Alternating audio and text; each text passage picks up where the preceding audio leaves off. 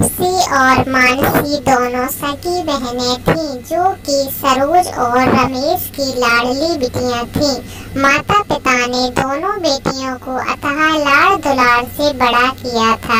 कभी दोनों बेटियों में कोई अंतर नहीं समझा और न ही कभी कोई भेदभाव किया। हंसी खुशी बचपन बिताने के बाद जब वो दोनों जवानी की दहलीज पर पहुँचे, तब समझ में आया कि बड़ी बहन मानसी और छोटी बहन तापसी माता पिता के लिए चाहे वो एक हो, लेकिन दुनिया के लिए दोनों में जमीन आसमान का फर्क था। जहाँ तापसी गोरे रंग वाली एक रूपवती लड़की थी, तो मानसी का रंग कृष्ण कन्हैया की तरह सांवला था। दोनों बहनों के रंग रूप में वैसा ही अंतर था जैसा सुबह और शाम में होता है। दुनिया चाहे जितनी भी आगे बढ़ गई हो, लेकिन हिंदुस्तान में आज भी लोग सांवले रंग की बेटी को तो लाड़ दुलार से पाल लेते हैं, लेकिन जब बहू आज भी लोगों को गोरी ही चाहिए। गोरे रंग के इस अवशेषण के चलते सांवली लड़कियां चाहे जितनी भी योग हो, उन्हें हमेशा छोटा ही महसूस होता है। बस यही कारण था कि कोई भी मानसी से शादी करने के लिए पसंद नहीं कर रहा था। जहाँ भी रिश्ते के लिए उसकी फोटो भेजी जाती, हर बार जवाब में ना ही सुनने को मिलता। बड़ी बेटी मानसी के लिए कहीं ढंग का रिश्ता नहीं मिल रहा, और जब तक बड़ी बेटी की शादी नहीं हो जाती, हम तापसी की भी शादी नहीं कर सकते। मुझे तो अब बस इस बात का डर है कि कहीं ऐसा ना हो कि बड़ी के चक्कर में छोटी की शादी की उम्र भी निकल जाए। अगर हमने बड़ी से पहले छोटी की शादी कर दी, तो बड़ी की शादी की रही सही उम्मीद भी चली जाएगी। वो बेचारी तो पहले से ही अपनी किस्मत की मारी है।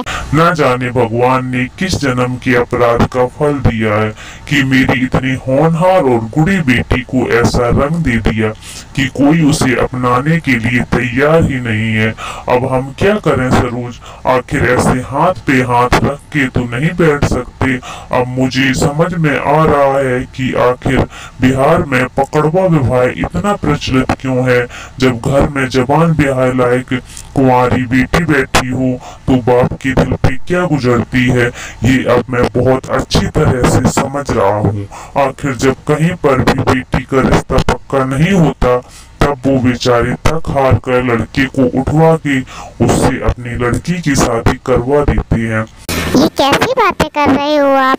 कहीं आप भी तो ना नहीं अपनी बेटी के लिए किसी लड़के को उठाकर नहीं लाने वाले? नहीं नहीं सरोज, मैं ऐसा कुछ नहीं करने वाला हूँ। मैं किसी को उठाकर तो नहीं लाऊंगा, लेकिन मैंने कुछ सोचा है। अब मैं और इंतजार नहीं कर सकता। 2 वर्ष बाद मानसी 30 की हो जाएगी, और फिर उसके ब्याह होने की रही सही उम्मीद भी खत्म हो जाएगी। और एक बात बताऊं तुम्हें, मेरी बिटिया इतनी गुड़ी और लायक है कि एक बार अगर उसकी शादी हो गई, तो मुझे पूरा यकीन है कि वो अपने ससुराल वालों के दिल में अपने लिए जगह बना ही लेगी। तो ऐसा क्या सोचा है आपने? साफ साफ बताइए ना मुझे। देखो सरोज, सीधे तरीके से तो लगता है कि हम अपनी बिटिया को कहीं ब्याह नहीं पाएंगे, इसलिए अब जो भी लड़के वाला शादी के लिए हमारी मानसी की फोटो मांगेगा, हम मानसी की जगह छोटी बेटी तापसी की फोटो भेजेंगे। और आजकल ना व्हाट्सएप पे एक नया फीचर आया है, जिसमें फोटो खींचने के बाद अपने आप डिलीट हो जाता है। कुछ देर बाद फोटो अपने आप ही डिलीट हो जाएगी, और उनके पास सबूत भी नहीं रहेगा कि हमने उन्हें कौन सी फोटो भेजी। तापसी की फोटो देखकर लड़के वाले रिश्ता लेकर आएंगे, तो हम उन्हें तापसी को ही दिखाएंगे, मगर शादी के वक्त फेरों में तापसी की जगह मानसी बैठेगी। कैसी अनहोनी बातें कर रहे हो आप? कहीं सुना है आपने कि छोटी बिटिया को दिखाकर किसी ने बड़ी बिटिया को ब्याह दिया हो? इस तरह तो मेरी बेटी के सारे जीवन पर ग्रहण लग जाएगा। अरे ऐसा भी नहीं, बिल्कुल भी चिंता मत करो और मुझ पर यकीन कीजिए। और अब हमारे पास कोई रास्ता नहीं बचा। पर इतनी बड़ी बात आप छुपा पाएंगे कैसे? शादी के बाद अगर लड़के ने हमारी बेटी को छोड़ दिया तब आप क्या करेंगे? सारी जिंदगी तलाकशुदा बेटी को अपने घर में बिठा के रखेंगे क्या? सरोज, कोई भी अच्छा खानदान अपने बेटे के जीवन में ऐसी नौबत नहीं आने देगा। और तुम ये सोचकर बताओ, हमारी मानसी में ऐसी कोई कमी है क्या कि कोई उसे शादी के बाद तलाक दे दे? एक बार जो भी उसे नजदीक से जान लेगा वो कभी उसे अपनाने से इनकार नहीं करेगा। आज तक जितने भी लोगों ने उसका रिश्ता ठुकराया है उन्होंने सिर्फ उसकी सूरत देखी है। अगर उन्होंने हमारी बेटी की सीरत देखी होती तो वो खुद रिश्ता लेकर हमारे घर आते। बाकी तो सब ठीक है, लेकिन फिर भी मुझे ना इस तरह अपनी दोनों बेटियों का जीवन दांव पे लगाना कुछ ठीक नहीं लग रहा है। सुनो सरोज, ये मेरा आखिरी फैसला है। अपनी बेटी के लिए दर दर रिश्ते ढूंढते ढूंढते थक गया हूँ। अब हम जो भी कर रहे हैं अच्छी नीयत से कर रहे हैं और नेक नियत से किए हुए काम भगवान हमेशा साथ देते हैं। मुझे पूरा भरोसा है कि भगवान इसमें हमारा साथ जरूर देंगे। रमेश ने लड़के वालों को मानसी की तस्वीर भेज दी थी। तस्वीर देखते ही लड़के वालों ने लड़की देखते ही हाँ भी कर दी थी और जैसा ही उन्होंने सोचा था कुछ दिन बाद फोटो को डिलीट कर दिया। उसके बाद लड़के वाले मानसी के घर पहुंच जाते हैं। कुछ देर की औपचारिकता के बाद सरोज मानसी को आवाज देती है, मानसी बेटा चाय लेकर आओ, सबसे मिल लो बेटा। माँ की आवाज लगाने पर तापसी चाय की ट्रे लेकर कमरे में आती है और सबको चाय देने के बाद हाथ जोड़कर नमस्ते करती है। कुछ पलों तक सोफे पे बैठने के बाद वो वहाँ से चली जाती है। ऋतिक के माता पिता नहीं थे, वो अपनी मौसा मौसी के साथ मानसी को देखने आया था। बहन जी, बिटिया तो आपकी बहुत खूबसूरत है। हमारी तरफ से तो आप हाँ ही समझिए। हमारे बेटे को तो आपकी बिटिया फोटो देखकर ही पसंद आ गई थी, लेकिन फिर भी वो हमें एक बार मानसी से मिलवाना चाहता था। इसका कहना था कि मम्मी पापा के जाने के बाद हम दोनों ही अब उसके लिए माता पिता के समान हैं, तो हमारे आशीर्वाद के बिना वो रिश्ता पक्का नहीं करेगा। हमें भी ऋतिक जी बहुत पसंद है, वो तो मिठाई खाकर रिश्ता पक्का कर लेते हैं। ऋतिक और मानसी का रिश्ता पक्का हो जाता है, लेकिन वास्तव में ऋतिक ने जिसे पसंद किया था वो मानसी नहीं तापसी थी। ऋतिक तापसी से शादी करने के सपने देख रहा था। उसे इस बात का बिल्कुल भी अंदेशा नहीं था कि तापसी के घर वालों ने साजिश रची है। ब्याह वाले दिन तापसी को एक कमरे में बंद कर दिया जाता है और मानसी सज धज कर दुल्हन के वेश में तैयार हो जाती है। बिटिया को तैयार तो कर दिया है, लेकिन उसे देखकर ऋतिक और उसके मौसा मौसी पहचान नहीं लेंगे क्या? तुम मानसी का चेहरा घूंघट से ढक दो, बाकी मैं सब संभाल लूंगा। अरे भाई साहब, बहू का चेहरा ऐसे ढककर क्यों रखा है? आजकल की बहू कहाँ घूंघट करती है? बच्चों की शादी की फोटो खराब हो जाएगी। अब बिटिया का चेहरा खुलवा दीजिए। अब नहीं भाई साहब, ये तो हमारे खानदान की परंपरा है कि शादी तो घूंघट में ही होती है। हमारे द्वार से बिटिया विदा हो जाए उसके बाद आप अपने यहाँ ले जाकर चाहे जो पहनाए चाहे जैसी रखें, फिर वो आपकी अमानत है। लेकिन जब तक कन्यादान नहीं हो जाता तब तक हमारे यहाँ की रस्म तो आपको माननी ही पड़ेगी। अगर ऐसा है तो कोई बात नहीं, जब आपसे संबंध जोड़ ही लिया है तो आपकी परंपराओं को भी मानना ही पड़ेगा। जयमाला के बाद फेरों का कार्यक्रम शुरू हो जाता है। फेरों के समय पंडित जी जैसे ही कन्यादान के लिए लड़के के हाथ में लड़की का हाथ रखवाते हैं, ऋतिक मानसी का हाथ देखकर चौंक जाता है। ये कैसे हो सकता है? मानसी का हाथ तो मैंने देखा था, उसका हाथ तो बिल्कुल सफ़ेद था, फिर आज अचानक उसके हाथों का रंग कैसे बदल गया? और जिस दिन हम मानसी को देखने आए थे तब तो इन लोगों ने ऐसी कोई बात नहीं बताई थी कि उनके यहाँ इतनी ज़्यादा पर्दा प्रथा है। कहीं ऐसा तो नहीं कि घूंघट की आड़ में मेरे साथ कोई धोखा हुआ है? रुक जाओ आप लोग, जब तक दुल्हन अपना घूंघट ऊपर नहीं करेगी मैं फेरे नहीं कर। ये कैसी बात कर रहे हो बेटा? हमने अभी अभी थोड़ी देर पहले ही कहा था ना, हमारे यहाँ लड़कियाँ फेरों से पहले मुंह नहीं दिखाती। पापा जी, मैं आपकी बात मानता हूँ कि आपके यहाँ बेटी सबके सामने मुंह नहीं दिखा सकती, लेकिन मैं तो उसका होने वाला पति हूँ, मुझे तो अपना चेहरा दिखा ही सकती है। की बात सुनकर रमेश बाबू के पैरों के नीचे से जमीन खिसक जाती है और दुल्हन के बीच में सजी हुई मानसी के हाथ कांपने लगते हैं। वो जोर जोर से रोने लगती है। लगता है ऋतिक जी ऐसे नहीं मानेंगे। सारे समाज के सामने अपनी इज्जत उछलने से अच्छा है कि मैं इन्हें अंदर कमरे में ले जाता हूँ, वहाँ ले जाकर अपनी बात समझाने की कोशिश करता हूँ। ठीक है बेटा, आप अंदर कमरे में हमारे साथ चलिए, हम आपको दुल्हन का चेहरा दिखाते हैं। ऋतिक और उनके मौसा मौसी मानसी और मम्मी पापा के साथ कमरे में जाते हैं। वहाँ जाकर मानसी अपना घूंघट उतार देती है।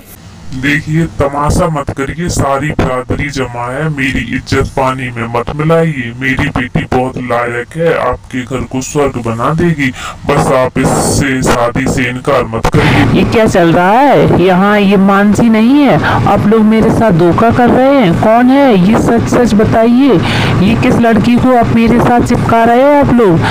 बेटा, यही मानसी है और जिसे आप लोगों को मानसी बनाकर हम लोगों ने दिखाया था, वो मेरी छोटी बेटी तापसी है। हम लोगों ने आपके साथ जो भी किया खुशी खुशी नहीं किया। हम लोगों की इसके पीछे बहुत बड़ी मजबूरी थी। हमारी मजबूरी को समझने की कोशिश करो बेटा। बड़ी बेटी मानसी की शादी न हो पाने की वजह से हमें अपनी छोटी बेटी को भी मजबूरी में घर पर बिठाना पड़ रहा है। कोई भी लड़का मानसी को देखने के बाद शादी के लिए हाँ नहीं करता, जबकि मेरी बेटी बहुत ही समझदार है। मैं लिख कर देती हूँ कि ये जिस घर में भी जाएगी वहाँ सबके दिलों पर राज करेगी। मेरी बेटी के हर वो गुण हैं जो एक अच्छी पत्नी और बहू में होना चाहिए। फिर भी समाज को मेरी बेटी के गुणों की कोई कदर नहीं है। सभी गोरी चमड़ी वाली लड़कियाँ को ही पसंद आती हैं। बस इसीलिए हमने आपको वही दिखाया जो हर लड़का अपनी पत्नी में देखना चाहता है, मतलब कि गोरा रंग। आपको क्या लगता है, आप लोग ऐसे मुझे इमोशनल कहानी सुनाएंगे और अपने किए हुए गलत काम को सही साबित कर देंगे? देखिए, ये सब बातें करने से आप लोगों की गलती कम नहीं हो जाती। मेरे लिए तो वही मानसी है जिसे मैंने उस दिन आपके घर पर देखा था। आप सब अभी के अभी मानसी को बुलाइए। बस करो प्लीज। मैं ही हूँ मानसी। भगवान के लिए मुझसे मेरी पहचान न छीनो। मेरा कसूर बस इतना सा है कि मेरा रंग बाकी की सुंदर लड़कियों के जितना गोरा नहीं है, इसलिए आपको दिखाने के लिए मुझे थाली में सजाकर मेरी छोटी बहन को दिखाई गई थी। मेरे काले होने की सजा सिर्फ मुझे नहीं, मेरे माता पिता को भी बरसों से मिल रही है। मेरे माता पिता का बोझ हल्का हो जाएगा, यही सोचकर मैंने ये अनर्थ होने दिया। वरना ऐसा कौन होगा जो अपने अस्तित्व को ऐसे खतरे में आने देगा। अब प्लीज़ मुझसे शादी कर लीजिए। पत्नी ना सही, एक काम वाली समझकर ही अपने घर में जगह दे दीजिएगा। अब छोटी बहन को भी अपनी वजह से मैं और परेशान नहीं कर सकती। मैं इस घर से जाऊंगी तभी तो उसकी शादी हो पाएगी। मेरा तो दिमाग ही काम नहीं कर रहा है। ये क्या हो रहा है यहाँ? हम तो समझ ही नहीं पा रहे हैं क्या सही है और क्या गलत है। हम क्या सोचकर बारात लेकर आए थे और यहाँ क्या हो रहा है? मैंने अपने मन में जिस मानसी की तस्वीर बसाई थी वो तुम नहीं हो, इसलिए मैं ये शादी नहीं कर सकता। और तुम इतनी भी बुरी नहीं हो कि पत्नी की जगह काम वाली बनकर किसी के घर चली जाओ। अपने आप को किसी से भी कम समझना बंद कर दो। सांवला रंग होने का ये मतलब नहीं होता कि तुम्हें सपने देखने का और अच्छी जिंदगी जीने का कोई अधिकार नहीं है। देख बेटे, मैं मानती हूँ कि इन लोगों ने बहुत गलत किया है, जो किया सही नहीं किया, और इस तरह धोखेबाजी से किसी भी लड़की को अपने बेटे से शादी करने के लिए मैं मजबूर नहीं करूँगी। वाकई बहुत गलत है। तुम अपनी जगह बिल्कुल सही हो, तुम्हारा गुस्सा शिकायत सब अपनी जगह सही है, लेकिन जरा एक बार ठंडे दिमाग से सोचो। मानसी के पिता की मानसिक स्थिति को समझने का प्रयास करो। एक तो वो पहले से ही अपनी बेटी का रिश्ता ना हो पाने की वजह से बहुत टेंशन में है, ऊपर से अगर आज उनके द्वार पर आई बारात लौटी तो तो इस जन्म में उनकी एक नहीं दोनों बेटियां कुंवारी रह जाएंगी। पूरी बिरादरी में ये बात फैल जाएगी कि इन्होंने धोखाधड़ी से अपने बेटे का रिश्ता किया था। लोग तरह तरह की बातें बनाएंगे, बच्चियों पर लांछन लगाएंगे, इनका घर से बाहर निकलना भी दूभर हो जाएगा। मौसी, आप अभी भी इनके बारे में सोच रही हैं, और मेरा क्या? एक बेटा, रिश्ता तोड़ना आसान होता है, लेकिन आसान दिखने वाले काम हमेशा सही हो ऐसा तो जरूरी नहीं है। ये थोड़ा मुश्किल जरूर है, लेकिन तुम मेरी बात पर गौर करके देखो तो सही। हम तीनों के अलावा और कोई नहीं जानता कि तुम्हारी शादी वास्तव में किसी और से पक्की हुई थी। इस बंद कमरे के भीतर की बात भीतर तक ही रहेगी और हम सब एक बहुत ही विषम परिस्थिति से बच जाएंगे। एक बात बताओ बेटा, तुम तो खुद इतनी ऊंची सोच वाले बच्चे हो, तुम कब से रंग रूप में, कब से काबिलियत से ज़्यादा महत्व देने लगे?